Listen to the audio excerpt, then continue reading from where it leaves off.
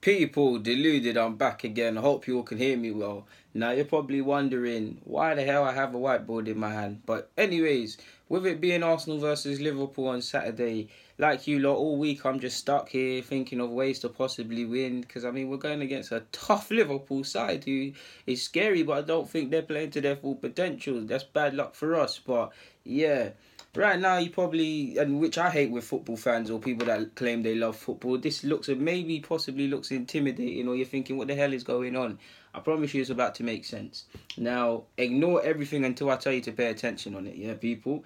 Now, Liverpool, we're going against a tough side, especially the attackers. I feel you have to, before you talk about Salah and Mane and Firmino, they make lovely runs, and we'll get on to that. But you have to credit the work that doesn't get done. The likes of what the defensive work, what the defenders do, how actually Alisson starts phases of play, and how we close down Alisson and close down Joe Gomez, and all of these initial players that make the initial contact of a starting move will pay the difference. I feel we need to force them into long balls, same way that they'll probably force us to do that to a degree. But yeah, now pay attention. First and foremost, this is our back. The black's us, yeah, people. This is our back four. This is our goal. My handwriting's crap. My drawings are crap, but you can make sense in it. The arrows are us.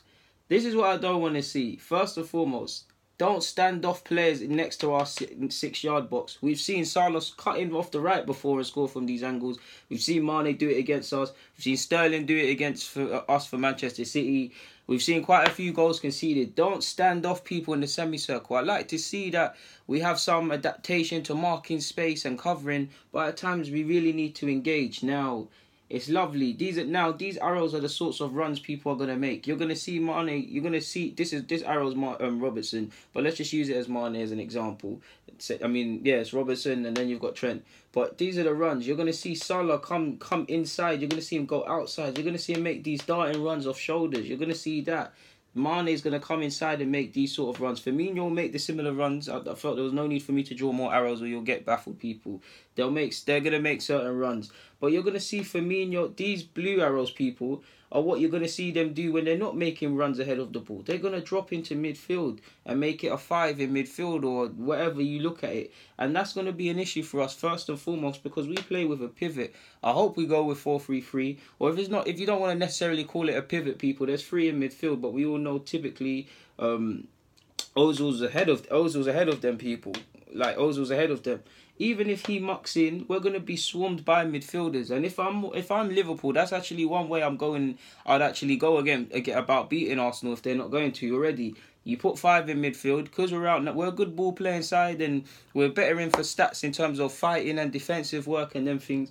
But any great side can be outnumbered. And Xhaka's not the most mobile of midfielders already. I love Xhaka, but I can't run. So if you look at Ronaldo, and all of these players that start in midfield anyways, and these quick midfielders, you have no chance. We're going to overswarm them. Xhaka has a problem when pressed as well. When you give him a lot of time, he can pick lovely passes. When he's pressed under pressure, it's going to be hard for him. Torreira, I haven't even got him up here, but imagine Torreira swarmed in midfield now. He's going to be outnumbered. If Guendouzi's in midfield, he's going to need to be extremely mature on the ball in possession. He's good on the ball, but he's a bit too wasteful. Ozil comes inside, they're still going to outnumber us. And to be honest, I think it's going to be a narrow game of sorts. We do utilise the flanks a bit more, but I do think it's a game where we should play our technically based players, so we make it narrow. Let's meet Liverpool. Yes, Liverpool are going to use the flanks, especially from now on again when I've told you Mane, Salah, etc. are going to drift out there.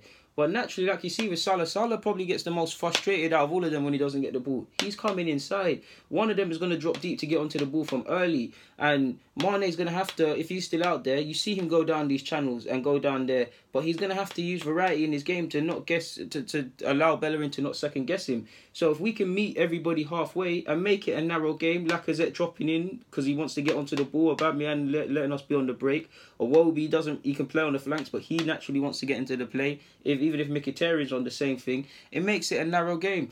To which, if it's narrow and you're looking for an outball, people, what are you going to do? You're going to play it to the flanks, and this is where we need to be switched on, whoever is playing out wide. If it's Aubameyang or to a degree, I don't want to start Wells, but thinking about how we can get in battles out here when it's 2v2 or going either side, Wells might give us something down that side. I only say this is because Trent Arnold needs no license to go forward. Robertson the same. You see early crosses, you see him whip it down here. Early crosses and all of these sort of things there, people. He needs no license. We're going to need to double up. Do you remember the goal Marcus Alonso? I can't even remember if Marcus Alonso scored or set up against us, people. But when we met Chelsea, Mkhitaryan, not to name drop, but to highlight, down this hand side, Alonso went. Bellerin was over covering. It was 2v1. Mkhitaryan's in no man's land. Eventually, Marcus Alonso gets forward, and I can't remember if he scored or what. The same thing happened against Chilwell for Leicester City. We stood off, over covering. Lacazette actually did well to mock him, but we was over covering. He got down this flank, a deflected effort. So the flanks, Liverpool need no license to do that against us. Early crosses. I feel Liverpool actually have an issue with early crosses, people. If you cross the ball early, look at a lot of their goals. A lot of their goals they've conceded is someone getting on the end of the back post. If we can use that to our advantage, it will be good for us. But at us, we still have an issue following runners, whether it's from set pieces like you saw against Cardiff or if it's been balls played in behind. We need to be aware of that. Against Fulham, when Schürrle scored, it was balls in behind, not following men. I don't want us to man-mark in this game in the sense where, obviously, if someone's told to man-mark, but I don't want us to man-mark purely because Liverpool's movement is so excellent, it will pull us out of position. I want us to get tight when we can. Don't get me wrong, I don't advocate foul play, but dig someone's heels when you can and then drop into position, because this could be a game of fine margins. It's a great game typically for the spectators, and a part of me thinks they will score and we will score, both teams will score, but you get the point, people, what I'm saying, innit? So yeah, I don't know what, my handwriting is dead there, but I've already spoken about the pivot, I've spoken about the midfield battle and how it's going to narrow, spoken about the runs. What else have we got?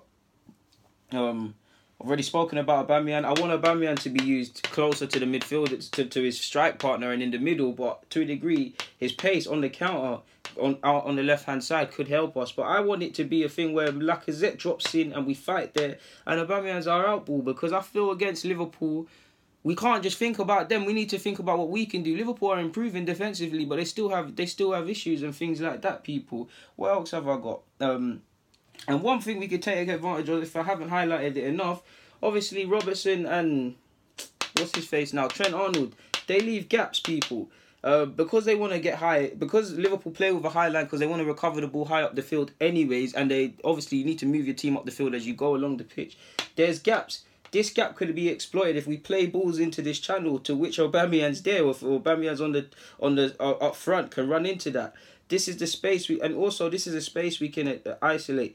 The same centre halves I told you about, people that playing with a high line. You've seen a couple goals or a couple errors when they're caught and balls are played to the side of them and they're forced to be dragged out into wide positions. You've seen it happen to Joe Gomez, and it definitely happens to Lovren. As much as I like Joe Gomez, I have to say that. So there's areas of our game to excite me, but areas of concern as well. It's a difficult game for me because I want our technical based players to play and things like that, people. So it's definitely a tough game. If I put this down for a second, I've spoken about all that I need to speak about there. 2v2 on the flanks. You don't want to. We need just to reiterate the point. If these are Liverpool players and Arsenal players, people, when one person's going, if this is the fullback of the winger of the opposition going forward, and he's being doubled up against, you want your guy to back it. If it's happening to us and two people are attacking against him, you want him to back it. And I think which side switches off defensively, if Mkhitaryan, for example, against Chelsea, which happened, gets caught, doesn't track back, and triangles happen, and then they have an effort at our goal, that can harm us, people. But yeah, so with that being said, I'm stuck, people, man. Do I go with my natural instincts, which is to have a go against Liverpool? Sorry if I just called them Chelsea or have been, or do I be a bit more pragmatic in the sense where I think about their dangers? And the only formation, admittedly, people, that I want to play 4-3-3. I want to play 4-3-3, but the only formation that is getting me, people. Apologies, I've run out of blue magnets, but it's a 3-5-2 purely because if I've told you there's a sea of red shirts, a 5 in midfield essentially, when they want it to be from Liverpool, and they flood our midfield, the only way to combat that is to naturally meet them with what we had as well. So if they make runners, we can follow them. We can follow them. If it's a pivot and we get overshadowed, then it's an issue.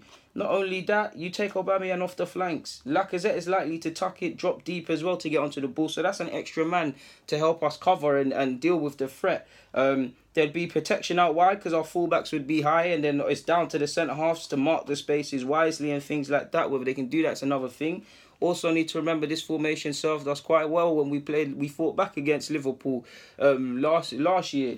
So yeah, that's the formation my gut instinct is telling me to go with. But I also want to go with 4-3-3, man, purely because if the pivot works, the pivot works. But I want to go with 4-3-3 of sorts, man.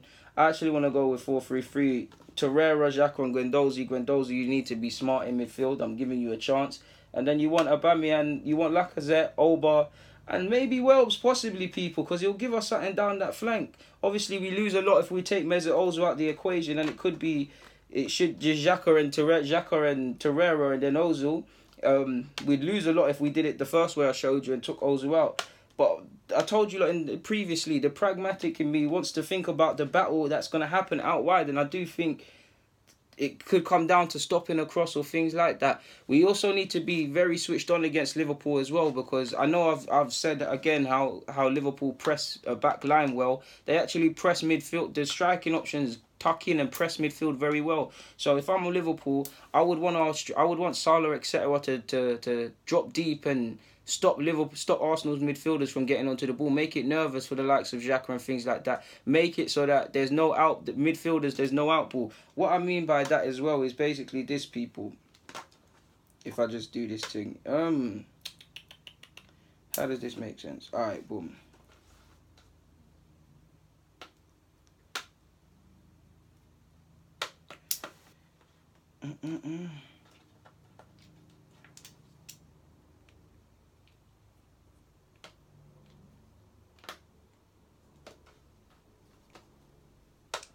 Apologies, people, but yeah, man, it's good. Take time. What I can see Liverpool trying to do to us, and which we could actually do to them. Liverpool are the red shirts now, people. Yeah. If we like to play out from the back, not naturally, what would you want to do against a side that wants to play out from the back, to not allow them to? You press them. So if you imagine this is Torreira or Xhaka, one of them that typically wants to receive it off the two centre halves who are normally there, or the keeper, you get your front men to press us. And you have no out ball. If we have no out ball, if the man in possession anywhere along the field has no out ball, no one to give it to, what's he going to do? He's going to play it long.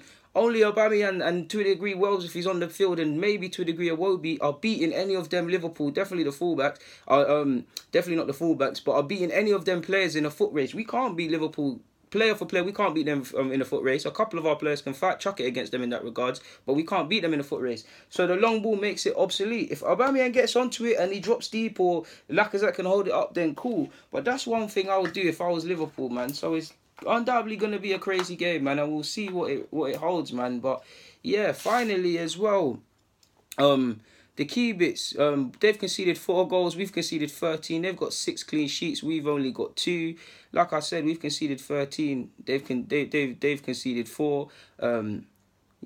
13 in all comps, I believe. No, it's more than that. It's 12 in the league. It's 12 in the league. It's 12-13 in the league, people. Can't remember at this moment in time. They've also made more passes than us, which stands at 100 and... Forget the stats, man. I can't be bothered. My handwriting's poor. Either way, they've made more passes than us. We've actually crossed the ball more times than them. We've scored more times than them. At this moment in time, they're ahead of us. That can't be right. We can't have 8 wins and they have 7, but they're ahead of us. That can't be right. But I trust myself in finding these stats. So it is what it is in that regard. So yeah, I've told you of the space in between their centre halves as well, which we could exploit. This is the last thing before I get out of your hair, people. This space here, when their centre halves are gone high, this space here is the space we need to exploit.